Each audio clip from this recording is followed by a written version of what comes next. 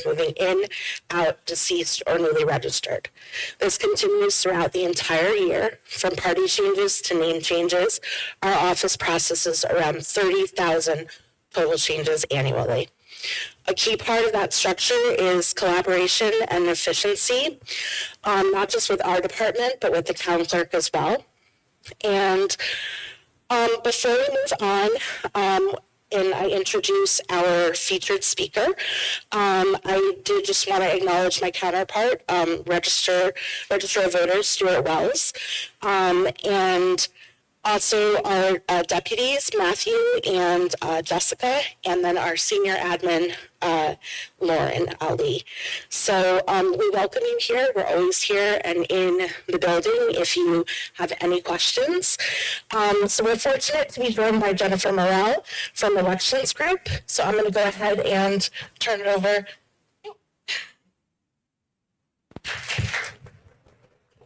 Thanks, Diana. It's really nice to be here. This is the perfect size group to hopefully have a fun and interesting conversation tonight. I'll just tell you a little bit more about myself. So in 2009, about 16, 17 years ago, I was actually a candidate on the ballot. And where's Stuart? You'll appreciate this. We didn't get to share this. So it was about 3 or 4 days before the election. And the mayor came to my house to let me know that our city clerk had quit. And I'm not sure why, maybe I had a reputation for solving problems, but somebody thought that maybe I would be a good person to talk to see if I could figure out how to jump in and run the election in 3 days. I didn't know a whole lot, actually. I voted. I'd shown up as a candidate before and observed testing and some of the things we'll talk about tonight, but it was new to me. The thing that saved me was number one, awesome poll workers. How many of you here have worked? I suspected a few. They were there to hold my hand and tell me all the things I didn't know.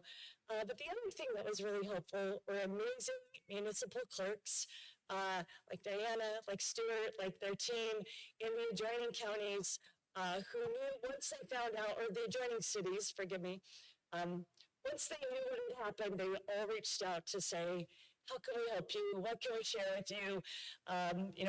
Tell us what we can do to make this an easier process for you. And so it's really a delight for me to be here supporting the city. I've appreciated that sense of networking, of collaboration, of cooperation amongst municipal clerks. After a few years in my small city, we only had about 8,000 voters. I moved to a larger county. We had about 125,000 voters.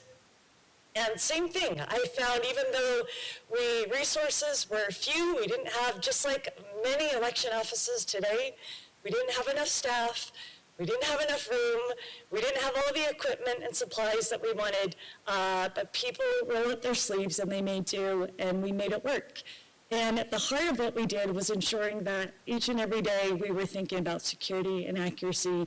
Certainly we didn't have the challenges that election officials are facing today.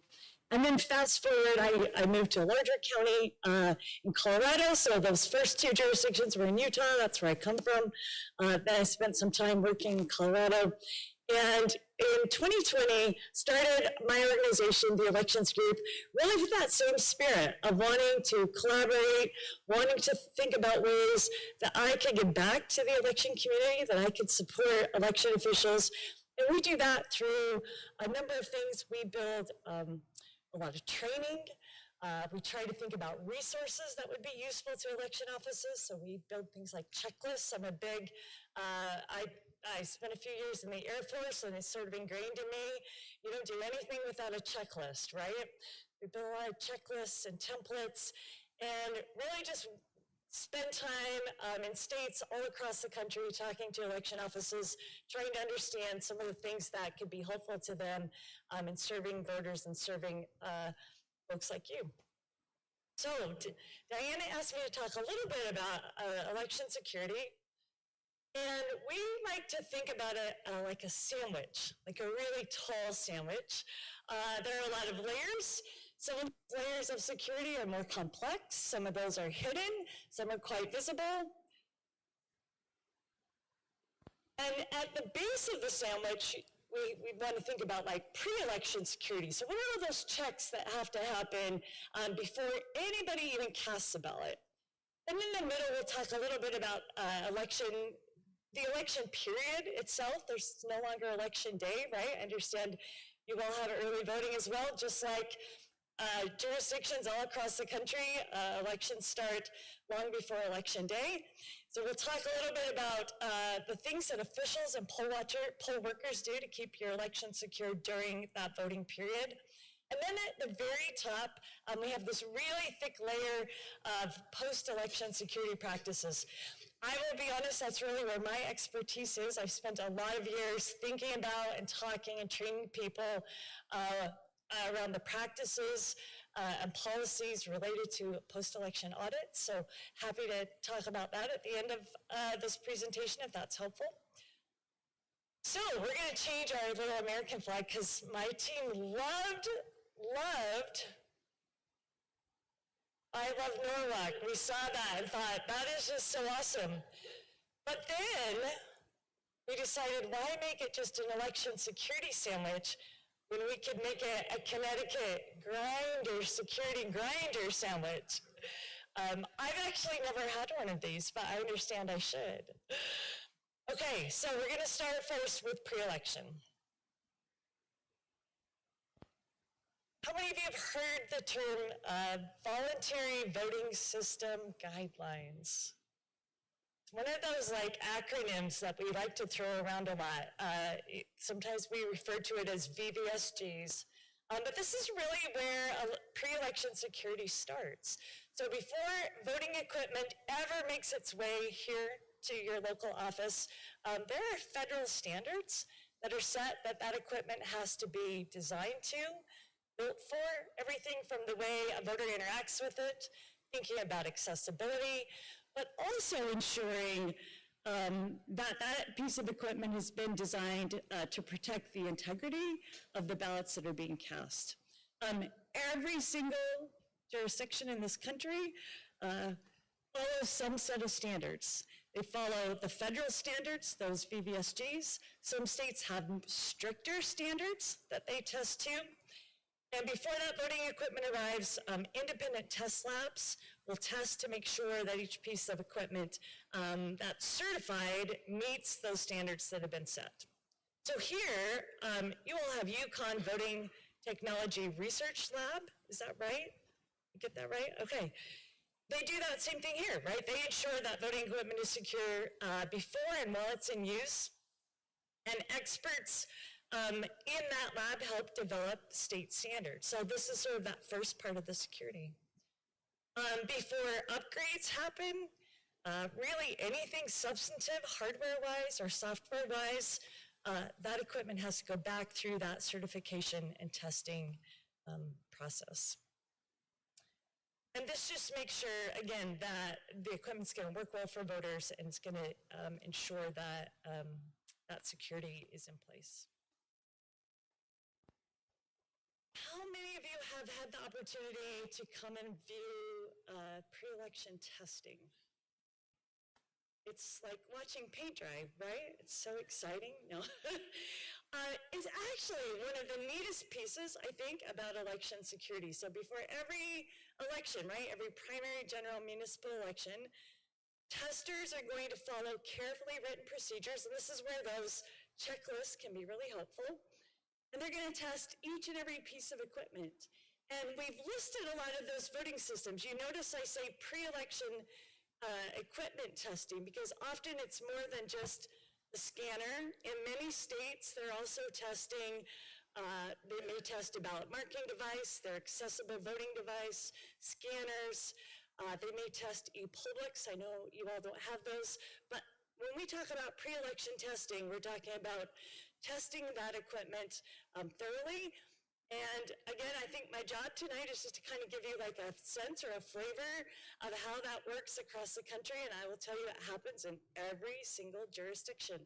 I've observed dozens now pre-election testing events, and it's lovely to see how similar they are.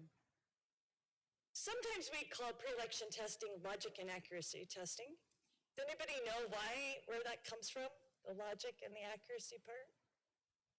So the accuracy actually comes back from the old lever machines, right? We pulled the lever, and we wanted to make sure that when each lever that got pulled was accurately reflecting voters' choices, so we wanted to test the accuracy. And then in the 60s, we started to get computer-based voting systems, kind of, and officials needed to be able to test the logic of those systems, right, to understand that hardware and that software were working the way that they were expected to work. They were tabulating votes correctly, and so these are like some old terms that have stuck around, logic and accuracy testing or pre-election testing. What's great, though, is that it is one of the few things where the public is allowed to watch, encouraged to watch, and it's a really good opportunity, whether you're here just interested in how election security works, although I suspect we have a lot of people here that are already familiar with that, I still encourage you to go to your public testing, because it lets you leave there able to talk just a little bit more confidently, maybe than you were before, about how the voting system works, the tests that take place, the checks that were done by your registrar. As part of that pre-election testing, normally we also see that once the equipment's been tested, so the equipment gets loaded with the election files, we go through a test to make sure that we can pull up voters' ballots accurately, they're getting the right ballot. When they make choices, those choices are accurately reflected in what's printed out. Or you'll hand mark.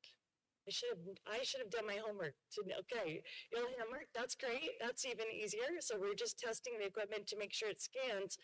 But often when that testing ends, we go through a sealing period. So everything's tested, and now you as the public get to watch to make sure that equipment is sealed, it's locked. And when I say sealing, I mean tamper-evident seals that the registrar or poll workers can use to verify that nothing has happened to that equipment after that testing took place.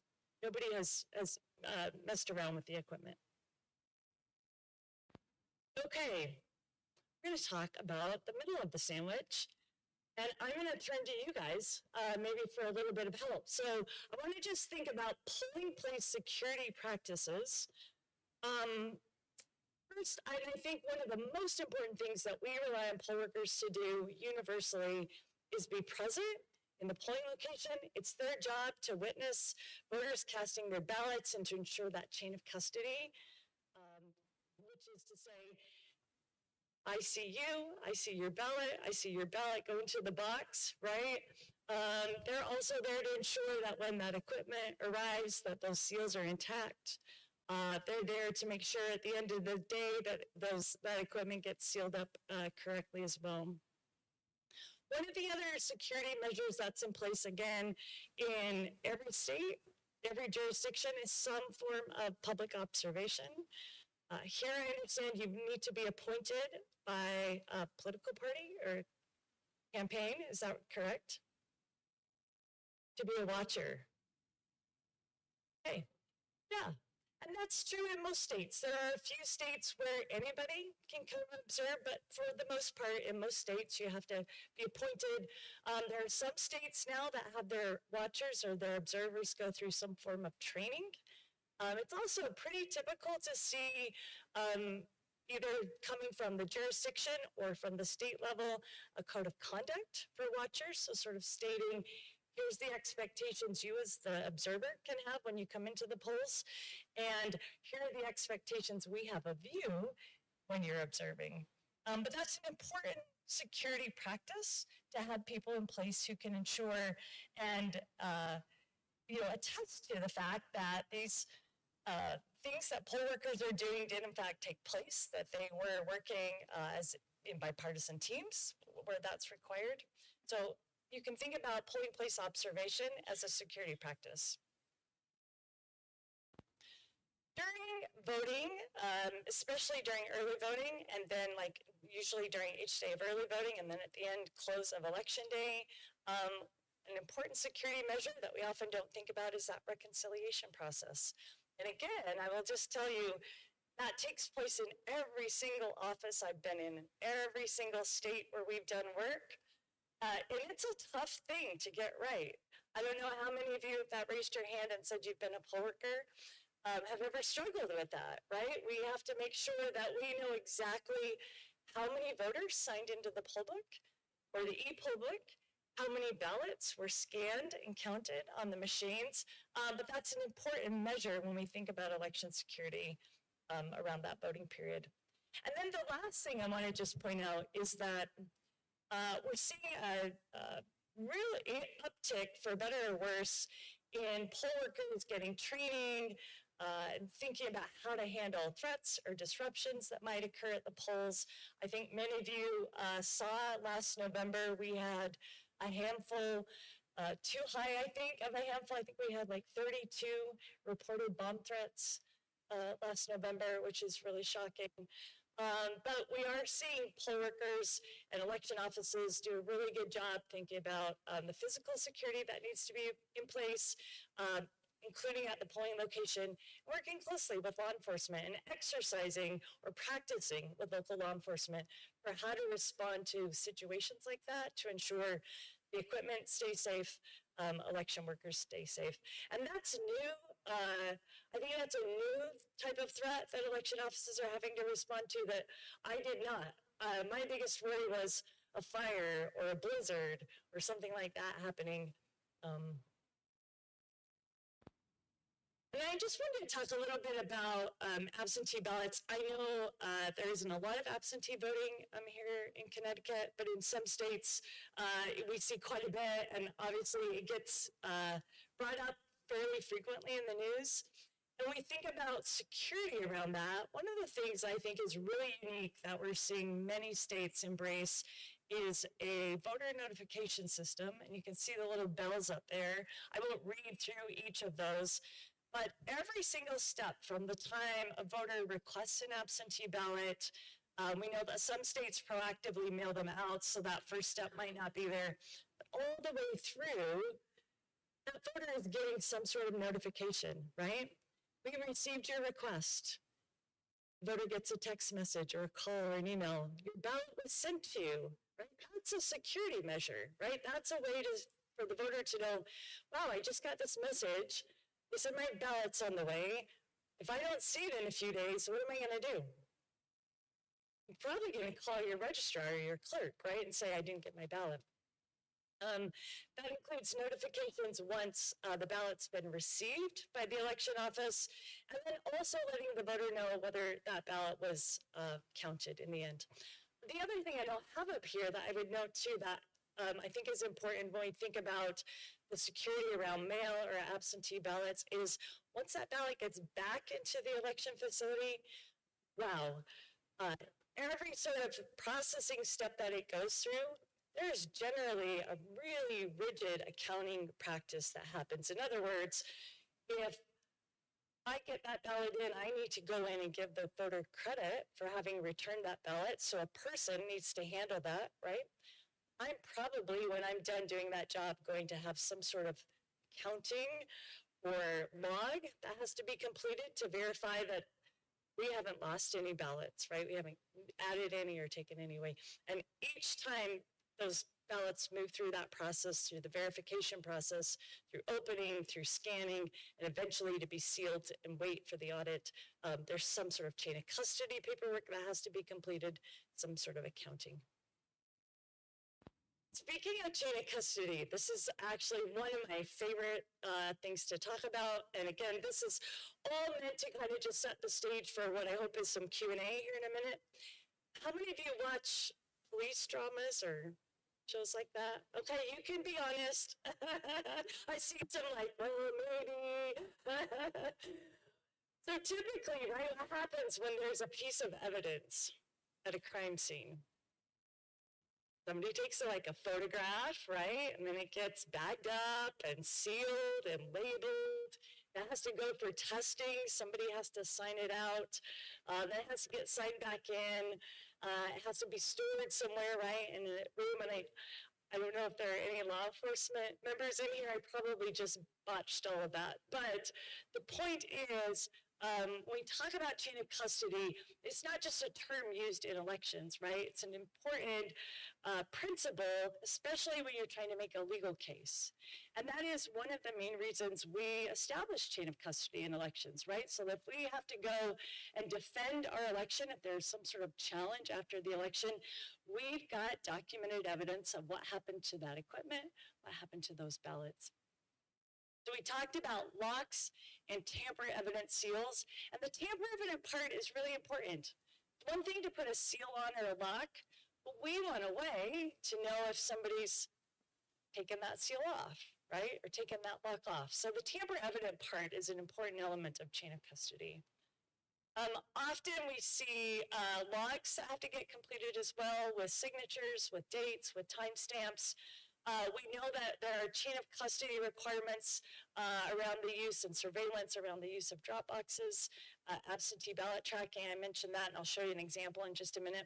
And one thing I want to add at that bottom when I've put up there inventory management systems, I have been so impressed with the number of jurisdictions that are really looking for ways that technology can improve their chain of custody. I just came back from a string of conferences listening to people talk about GPS tracking devices on their equipment, using some of the same technology that folks that cargo freight boxes, right? They put these trackers and they put seals on there. So if anybody opens the seal before they should, somebody's alerted. Tracking devices, so we know that in fact it did get moved from my office to the polling location and back from the polling location to my office. And if a piece goes missing for some reason, we can pinpoint exactly where it is. So I think well, there's been a lot of conversation around chain of custody, some good, some maybe not so good. I think a spotlight on that has had a really positive impact on the election community because I've seen those practices really tighten up over the last 2 years.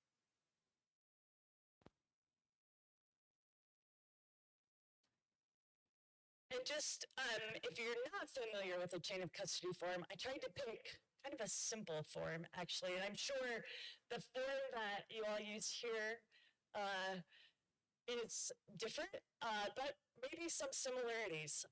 Most chain of custody forms, and again, these can come in a variety of different designs. Some will be completely electronic, but for a hand-completed form, this is more or less what you're going to see. You're going to see some place for somebody to record the date and time. There may be a requirement to mark or initial what you did. Did you inspect a box? Did you move a piece of equipment? Did you carry a tray of ballots somewhere? So there's usually a section for that. More importantly, as you see further down, we want some way for somebody to verify what it is that was recorded by the team handling that equipment or by the team that was handling the tray of ballots or the machine full of ballots. So usually we'll see a couple of places for someone, a supervisor, a lead, an auditor, somebody to come in and do that validation. Jennifer, in Connecticut, we do, I don't think you mentioned, but we do have seal numbers that are logged on the chain of custody form. Thank you for adding that. And I totally skipped over that, Diana, so thank you. Right in the middle, seal numbers. Again, the form itself is going to look different depending on it, whether it's a chain of custody form or a machine, or blank ballots, for cast ballots, for mail ballots. But the idea is that anytime any of these elements are going to have some sort of chain of custody. Okay, let's talk about audits. How do we feel about audits? There's a good study that was done recently that said audits have this like negative connotation for people. It's probably because of our good relationship with the Internal Revenue Service. But audits are one of the most important things. I'm so glad you said that. I love audits too. So just like it says, the post-election audit, there are states and jurisdictions that do other types of audits, and if we have time during Q&A, we can talk about some of those.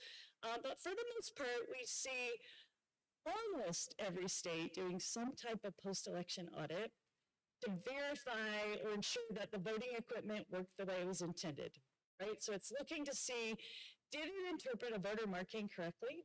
I put it, filled in an oval or checked a box. Did it interpret that as a vote for that candidate? And then did it do the math, right? Did it add those votes up accurately? And it really is the best type of security check that can confirm the results are accurate. Ideally, we'd love to see these types of audits done before certification. And Diana and Stuart, you guys, I think you do it prior to certification in Connecticut. Is that right? Or your staff? Somebody help me out. Or is it post? So, yeah, so you're referring to, so what we do is we have like a public drawing, which takes place, and typically there's like a random selection of municipalities, and then districts. So the public drawing is typically held by the Secretary of State's office, and then municipalities don't know whether they'll be chosen or not, what election may be chosen,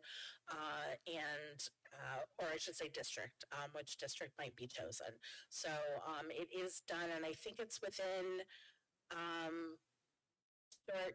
what is that timeline? Is it 10 days? Yes. So 10 days. 10 days post.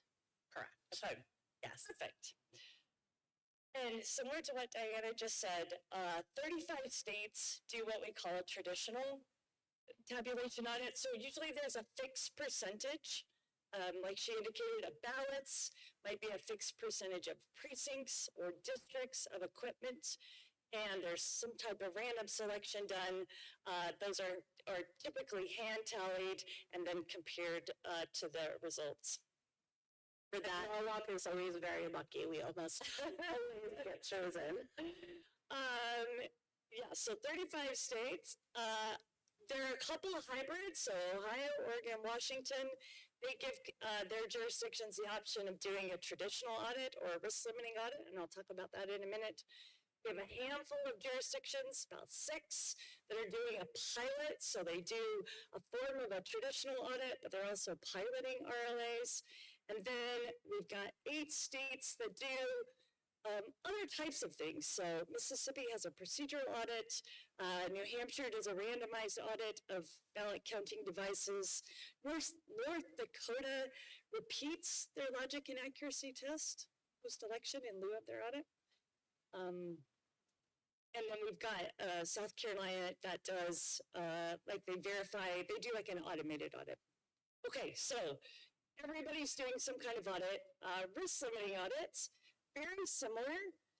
We take a random selection of ballots, we manually count those, we compare those to the officially reported results. The main difference there is how many ballots get counted. So in an RLA, we want to pick an appropriate sample size. In other words, if the margin of the audited contest is quite close, we probably want to look at more ballots, right, to feel confident about the outcome. And if the margin is wide, we can look at fewer and still reach that same level of confidence. So think about an RLA like that. I don't know if we have any statistics as experts here. It's like doing like random sampling.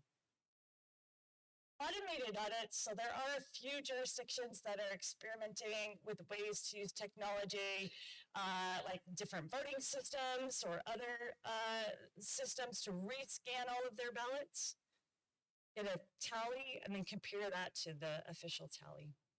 Yeah, and just to be clear, in Connecticut, we are using paper ballots with optical scan tabulators. So the paper ballot is what we use as the physical record during our audits. So you have the human and equipment kind of, check and balance. Thanks, Diana. Okay, last thing on our post-election. The equipment gets locked and sealed and stored under surveillance. When I say locked and sealed, that usually includes lids, access panels, ports, memory card doors. Matt, does that sound right? Everything gets sealed up. Everything gets locked in a secure facility. Often there are security cameras, same two-person protocols in place. And this maybe seems mundane, and I'm guessing a lot of you know that. That's what happens here in Norwalk. I'm going to tell you that's what I see in every election office I walk into. Okay, a few things that just happen all the time. I know voter registration is top of mind for a lot of folks. It is very much a layered approach, meaning there are checks and protocols in place when you register at the DMV, when you register online, when you come into an office to register. There are a lot of conversations around list maintenance. I will say that as one of the areas that I've seen a lot of diligence, a lot of time and effort ensuring that those lists are as clean as they can be. Part of how we do that is sending out mailers. You all are a member of ERIC, the Electronic Registration Information Center. You get access to NCOA data, Social Security death index records. So that's just a year-round security practice. I mentioned the secure storage of voting equipment. Citing physical security reviews and training exercises, I'll just step out for a minute and talk a little bit more about this, because I think when I first started in elections, I don't even know if I could tell you if somebody said cybersecurity, I'm not sure I would know how to answer that.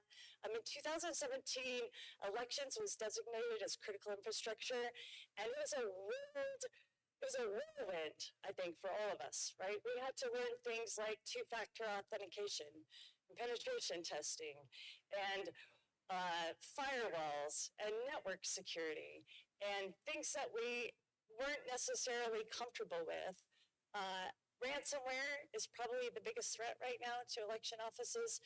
And again, I think universally, I see so much attention from local officials in terms of thinking about strong passwords, strong networks, training for people, regular inventories of who has access to what, working closely with state and federal security advisors, and then lots of physical security review. Part of that has been driven by some of the threats that election offices have been under. Part of that is just, again, a desire to really strengthen that physical security. So that means making sure doors lock and badges are limited to who should have access to that facility, that cameras aren't just installed, but cameras are turned on and working and recording, and somebody's monitoring those cameras. So a lot of year-round work when it comes to physical security. Lastly, again, the election community universally is a community where there's a real drive and desire to always be improving. I'm really fortunate that I get to be working with so many election officials across the country, all wanting to know, what did they do in Connecticut? What do we do over here? Everybody wants to know, is there a better way? Is there a better idea? Is there a better solution to this problem? I'm going to end there. I hope this was like a good little sneak peek. I hope it's maybe giving you some questions. And yeah, just remember, election security is like a sandwich or a grinder. And we'll stop there and go to audience. Yeah. Go ahead. Sorry. Do we need a mic? Okay. What is the difference? Audit or other question is talk about what happens no to the second. But let's talk about recounts and audits. So a recount is just that, right? You have usually either a statutory threshold, so a percentage where the margin is close, or in some states, anyone can request a recount for any reason if they want to pony up the money. And every ballot usually gets counted again. Now, how it gets counted varies from state to state. It could be hand counted. It could be ran through the machine again. In some states that may just re-upload their memory cards in a recount. So it really depends on state law around those recounts. But you'll see 100% of the ballots recounted in some way. And most of the time in a recount, when we see something change, it's usually because of a marginal mark, right? Or an ambiguous mark made by a voter that maybe the machine interpreted it one way. Maybe they didn't fully complete the oval. They filled it in part way. And the recount board decides that that should be a vote for, or vice versa. Maybe the machine counted it and the recount board thinks, I don't know, that doesn't feel like a mark to me. I think where recounts are easiest and fairest are states that have really clear guidelines for dealing with ambiguous marks, meaning they've created a lot of different examples of ways that a voter might mark a ballot or mismark a ballot, so that those recount teams know they don't have to guess, right? They can look at it and say, according to our law, that ballot should be counted. An audit is typically only going to look at a sample of ballots. So I'd say the number is different. What's interesting about a risk limiting audit is it's been designed that if discrepancies are discovered, then it triggers a second round of auditing, correct? And if we see more discrepancies, we don't meet our risk limit, then we draw more and more. And there's the potential in that type of audit to go to a full hand count. I've never seen that. I've seen a couple of rounds.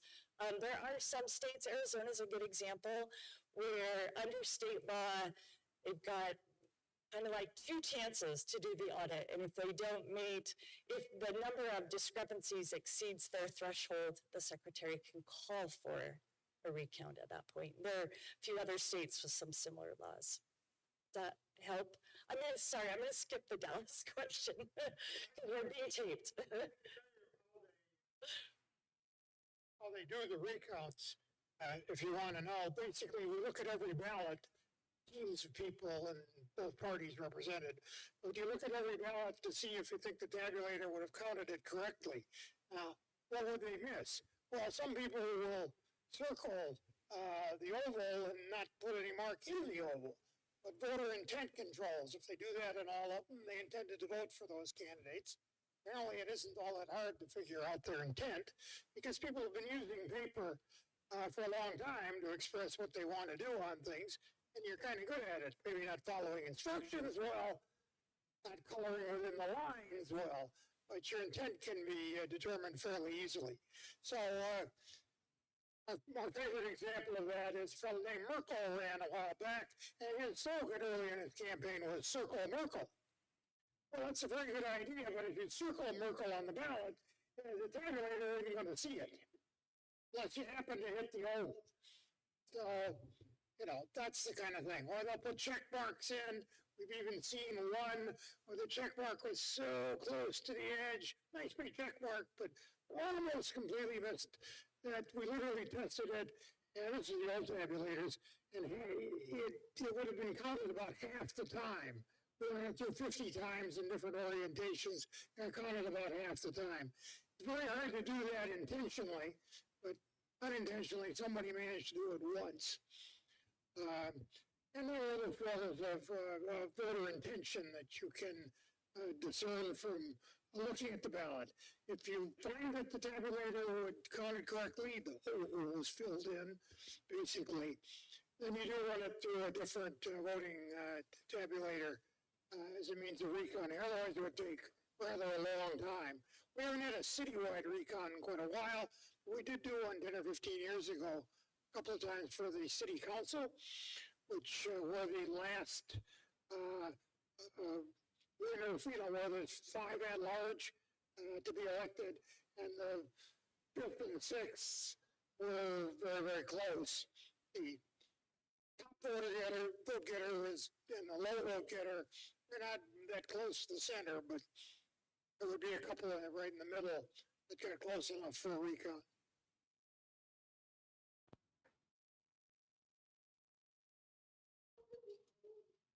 Yeah, that's another one we saw.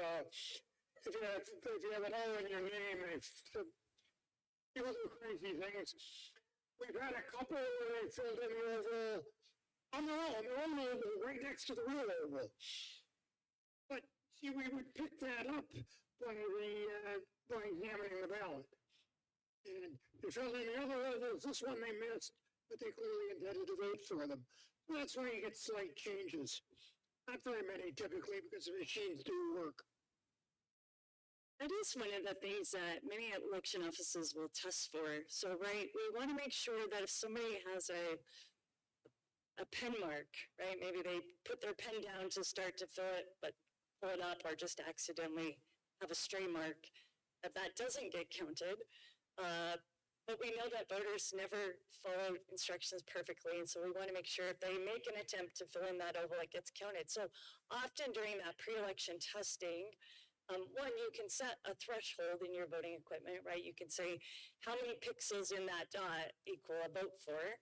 And if it's below that, we're going to ignore those. But I've seen lots of election offices will mismark ballots, similar to the way Stuart just described, just to understand or make sure that their voting equipment is in fact not counting those that shouldn't be and counting those that should be. So, yeah.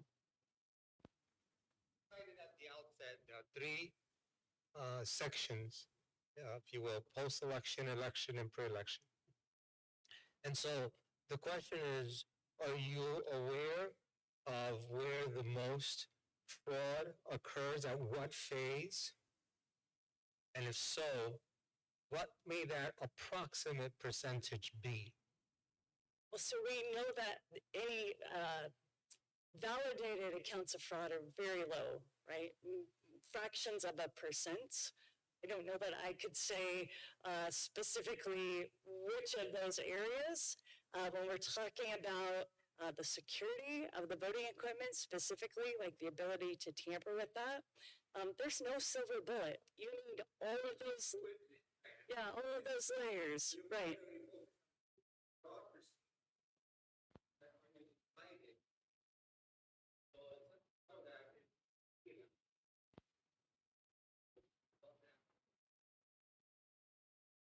I have not experienced any fraudulent activity. No, I'm saying in any of those three layers, I have not experienced that. I've experienced errors that happen, human errors. No, I'm not suggesting that at all. Yes.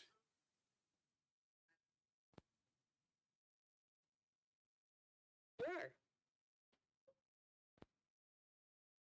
Yeah, so the Election Assistance Commission is the authority that sets those guidelines. They have a technical advisory committee made up of election officials from every state. There are also subject matter experts, like folks from, correct, from like the ADA, like folks advise them from the ADA. I believe there are folks from NIST that advise them, so people that have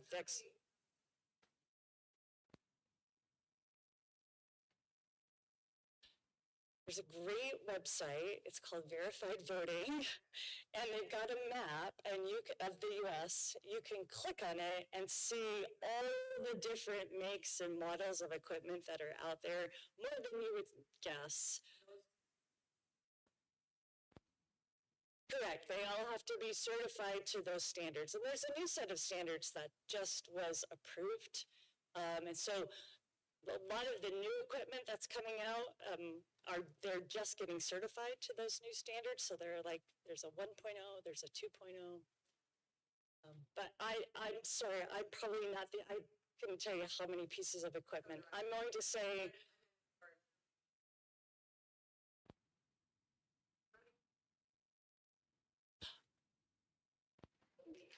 Yeah, there are 5 major vendors in the US right now, and then there's a handful of smaller. So if you go look at that website, you'll see most of those are reflecting those 5 major vendors, and then you'll see some older, smaller ones.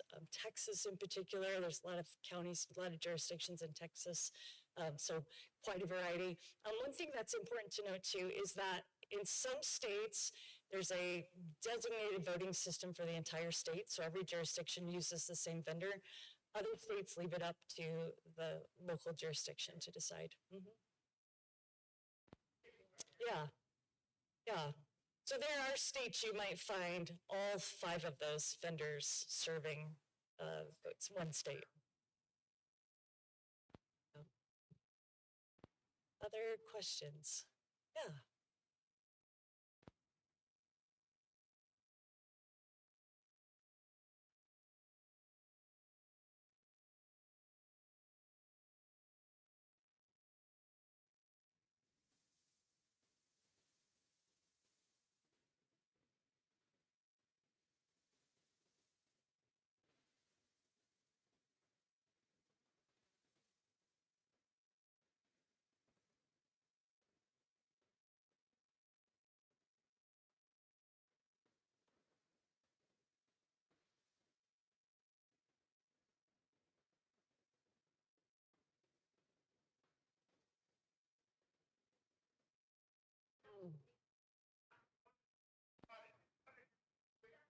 The machine got what it had. It doesn't read minds.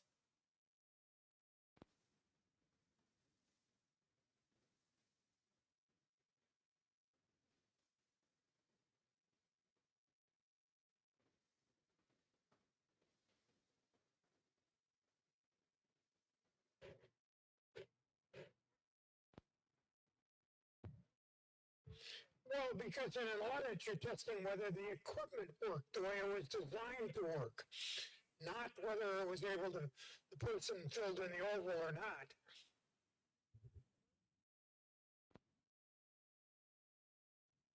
Well, if the ballot shows up.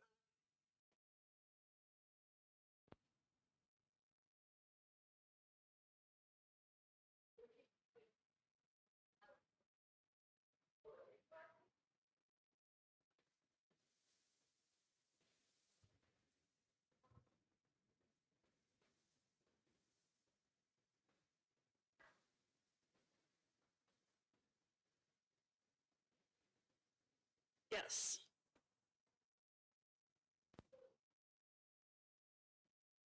I have someone in the back maybe can answer that, but maybe if I go ahead, I can give an example too.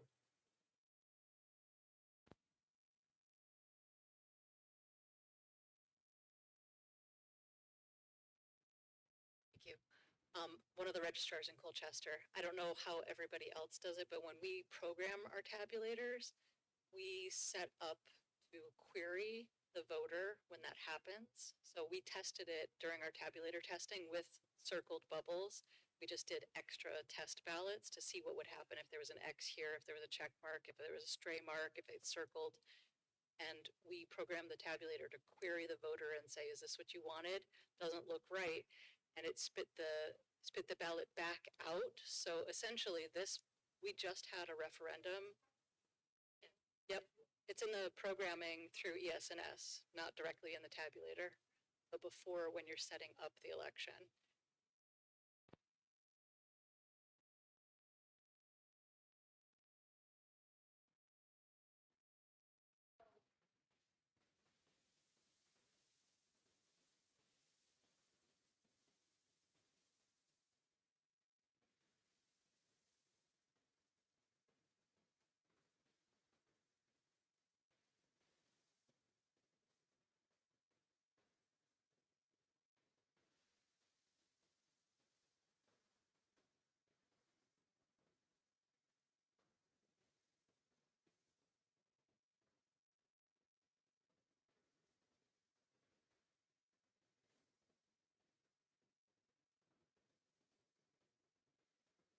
So you're saying the mark was so small?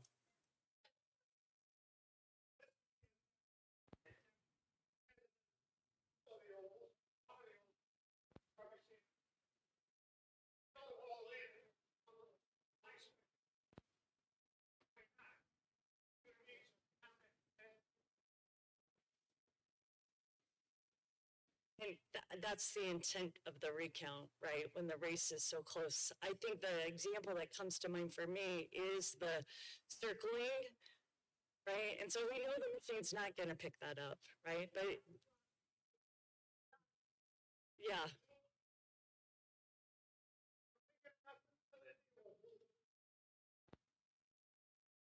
This is really earlier than the old. I love this. See, we've already got some collaboration happening here. This is great. We're in a time now where, with certainty, we know all our institutions are corrupt and compromised. The education system, the news, the internet, Congress, whatever, except 50 completely different election systems with no ability to audit the election. I'm confused why your services exist, and I'm trying not to be too sarcastic here when I say I'm confused why your services exist, because we were told everything's all top notch, everything's all tip top, nothing to be concerned here, and here we are in the same state, and we can't even determine what a dot, a line, an X, is it O and tong, is it just to the left? Wait a second, collateral, hanging aggregate debris. Wait, 26 years ago. Wait a second. We haven't figured it out. And all I can figure is that, so that's my question. Why are we still doing this? Well, first of all, this is a very human process, right? So we're talking about thousands, tens of thousands in your jurisdiction of voters who aren't going to follow the instructions the way that they should, right? That says, here's how to fill in your ballot. That is the point of the audit, though.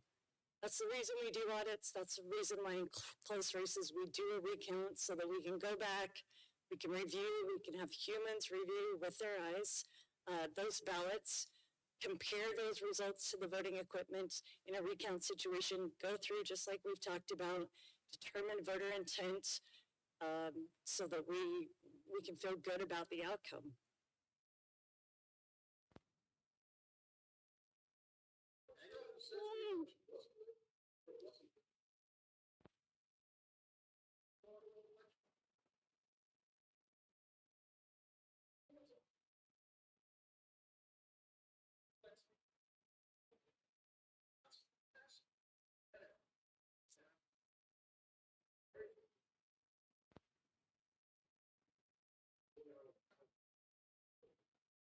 Well, I can't speak to the post office, but you actually brought up a really good reason why elections are secure. And it is because there are so many people, right? There are so many people involved. There are so many checks involved that even if one or more of us make an honest mistake, there are enough layers of security. That's why I use the sandwich example of checks, reviews, audits, inside an election office, including this one. I guarantee there are quality control checks that are happening. It's part of why we have poll workers involved, so we don't just leave it up to our two registrars, right? We've got poll workers making sure they're checking people in, they're distributing ballots, they're verifying, they're doing that reconciliation to make sure we don't have more voted ballots than people who came in to vote. So I hear your frustration, but do know that there are lots of layers and lots of people. That's how we get over the human messiness of this process. Not by one person.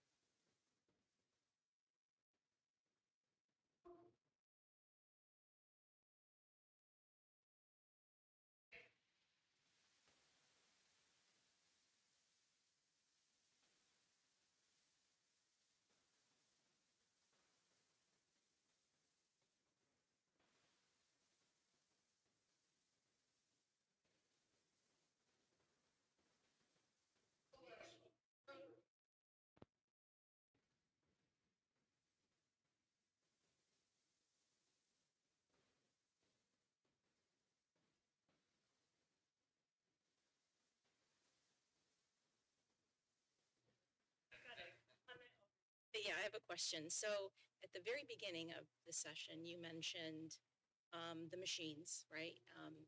So they come from the federal government. Is that what you said? We do not. There are Okay. often at Okay. usually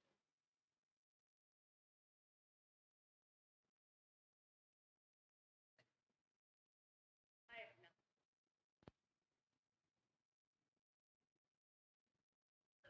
And they test them, you said. They're independent. Okay. We've got voting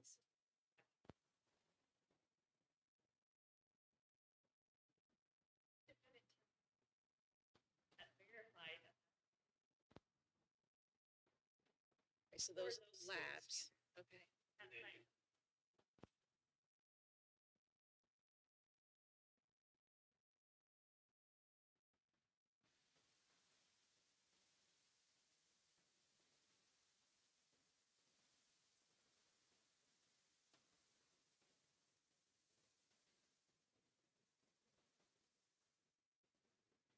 Okay, so they test it at their facility and then they send it to us. And then do we go through testing as well? Do we have a set of eyes?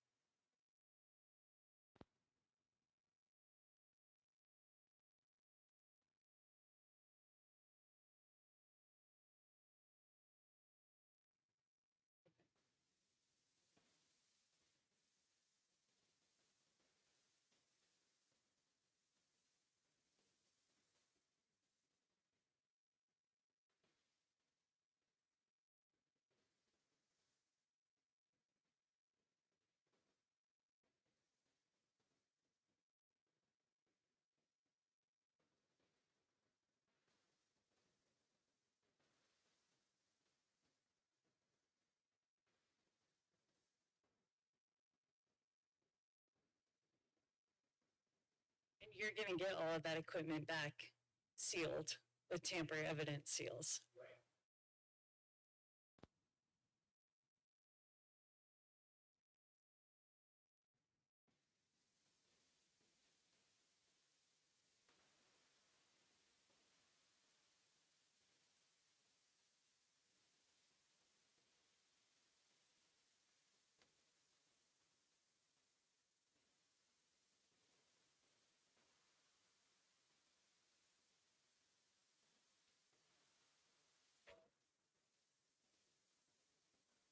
Great. Other questions? Yes. I was going to say, since you didn't want to talk about what transpired in Dallas County, I'll just briefly say, in a nonpartisan way, my understanding is that this just affected the Democratic primary, but there was a change in polling places. And people went at the last minute. People went to the Secretary of the State site to see what was their polling place, and it was inaccurate. It was the old polling places. So when they discovered that that was happening, the Secretary of the State changed their instructions to say, go to the county site and look up your polling place there, because Dallas County had updated their polling places. But there was so much demand that that site crashed. So it's just talking about, training to be prepared for, disaster type things that could happen. Thank you.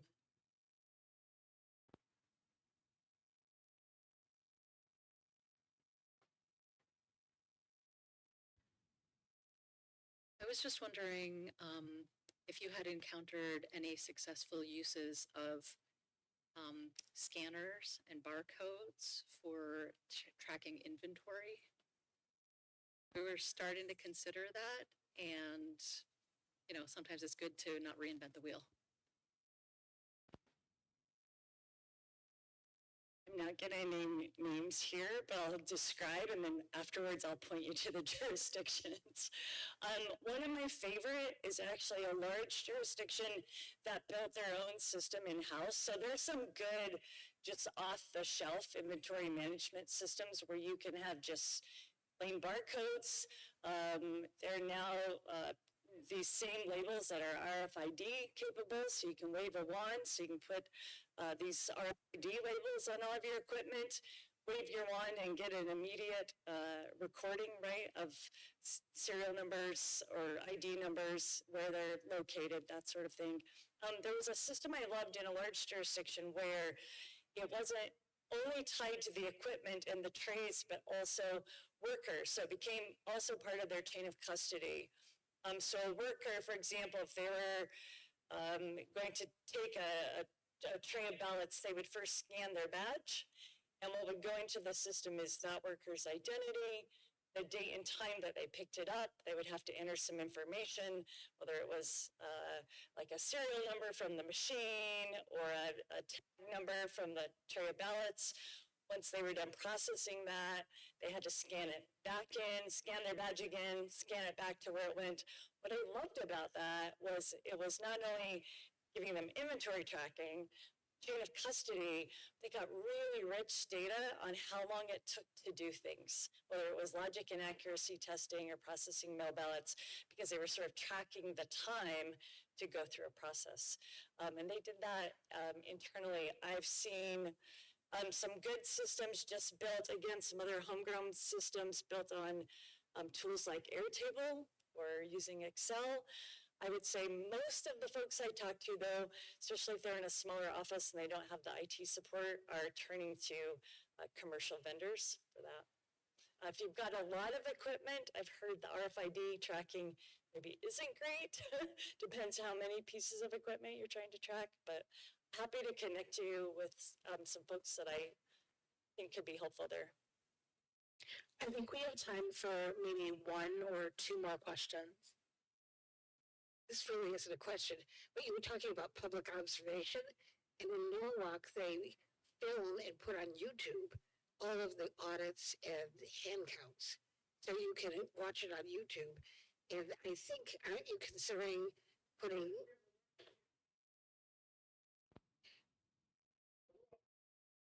Right.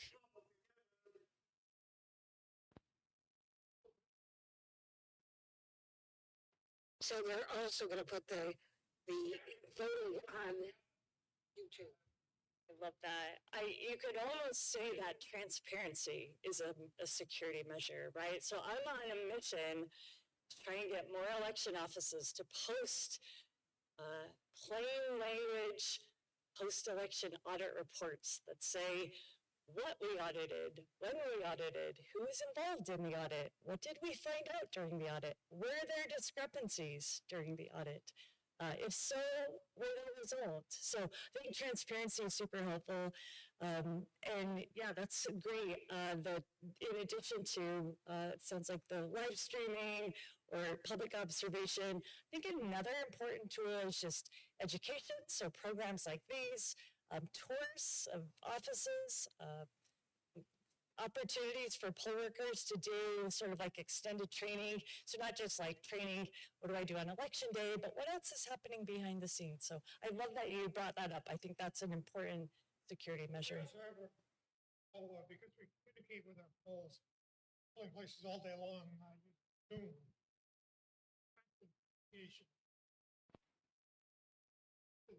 Polling place, that, and that's recorded. We don't broadcast that. Some of the information for personal voters moved or broadcast it, recorded for an incident or problem.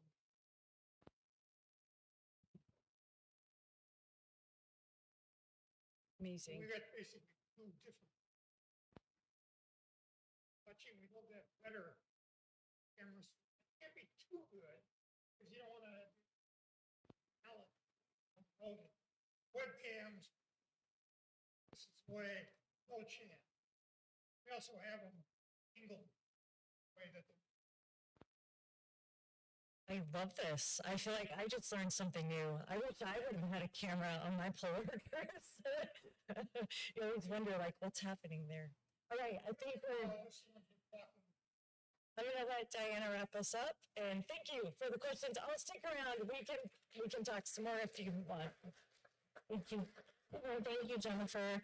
And yeah, I mean, I would just say, the important thing to keep in mind is really just all those multiple layers of verification that we have in place.